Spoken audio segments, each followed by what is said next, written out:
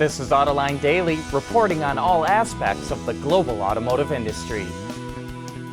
The UAW strike against GM sure looks like it's going to be over this weekend. The union will announce ratification results around 4 p.m. today, and based on the results that have already been reported, so far the ratification is 60% in favor and 40% opposed. But the end of that strike can't come soon enough for GM suppliers. French company Valeo reported that the strike will cost it nearly $180 million in sales and around $55 million in operating profit.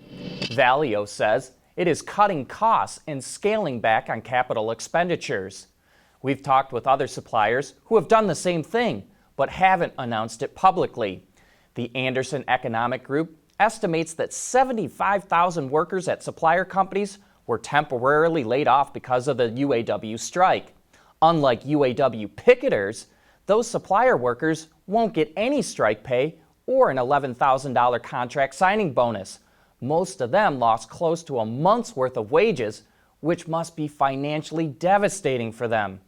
According to the Center for Automotive Research, the communities and states where GM's plants are located collectively lost a couple of $100 million in payroll and tax revenue.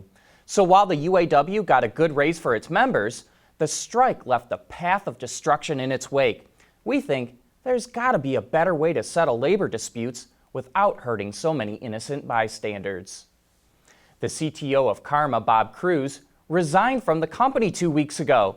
Kruse was recently a guest on Autoline After Hours, where he spoke optimistically about the prospects for the Revero plug-in hybrid, as well as the company in general.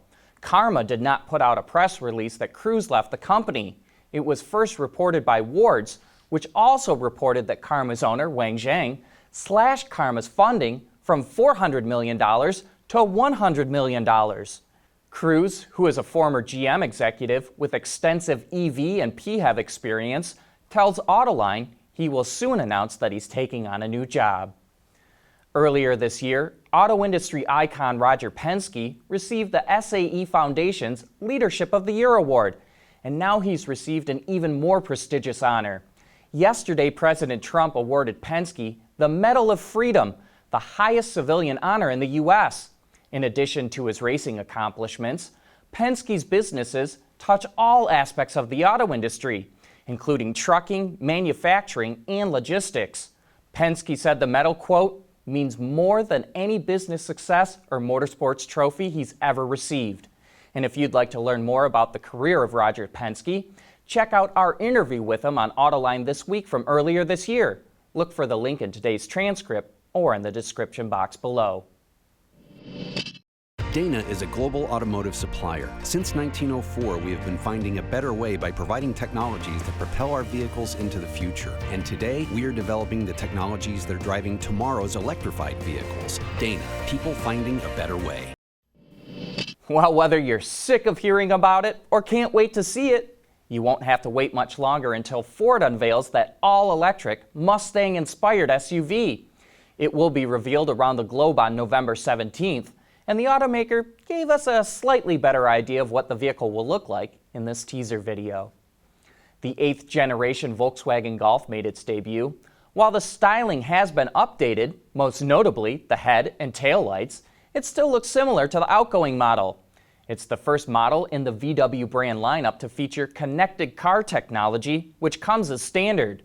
The new Golf offers a wide variety of powertrain options, including 2 4-cylinder gasoline engines, 2 4-cylinder diesel engines, and a natural gas option.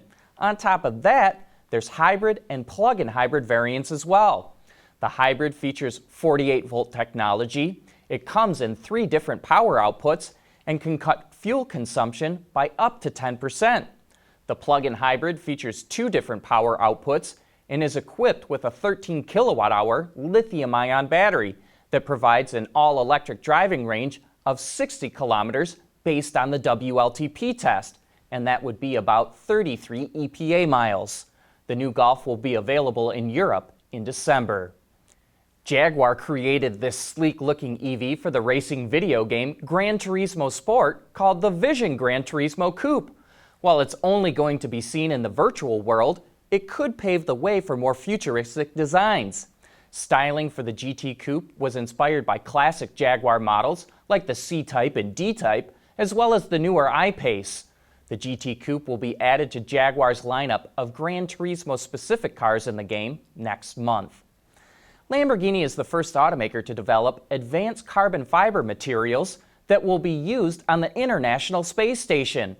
It's working with the ISS, U.S. National Laboratory, and the Houston Methodist Research Institute. The project will test 5 different composite materials produced by Lamborghini and used under the extreme stresses of a space environment. The idea is to use the best performing composite in future Lamborghinis and in medical devices. Autoline Daily is brought to you by Bridgestone Tires, your journey, our passion, and by Dana, people finding a better way. Tesla is starting to make good inroads selling solar panels and battery storage for homes and businesses. They call that business Tesla Energy, and Elon Musk says it could grow to be as big as Tesla's automotive business, maybe bigger. He says that as they went through production hell ramping up the Model 3, they actually stripped engineers away from Tesla Energy and diverted battery cell production away from home batteries and over to car batteries. But now that the Model 3 launch is behind them, Musk says they're throwing more resources back into Tesla Energy and that we're going to see, quote, crazy growth in that business for as far as he can see into the future. Nissan is testing an all-wheel drive system for its electric vehicles with a test Leaf that has front and rear electric motors that are integrated with the chassis control system. It seems as though Nissan took the electric motor currently offered in the Leaf and added another one to the rear. The system produces a little over 300 horsepower and more than 500 pound-feet of torque.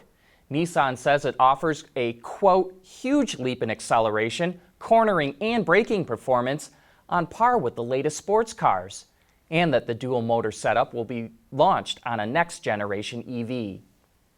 Most human beings enjoy driving in their cars, but guess what? So do rats. They can already recognize objects, hit switches, and make their way through mazes. I'm sure you've seen that in videos before.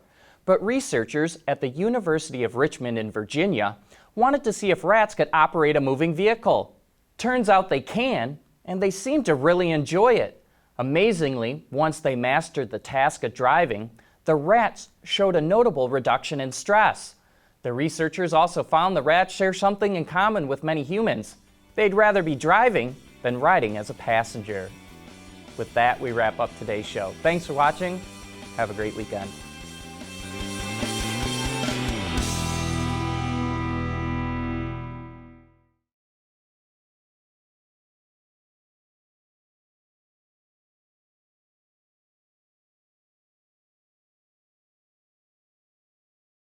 Wards is the industry leader for news, data, and analysis. That's why companies across the globe subscribe to our premium service, maybe even your own. Log in for subscriber access now. Check your company's intranet for details and rely on wardsauto.com to keep you informed.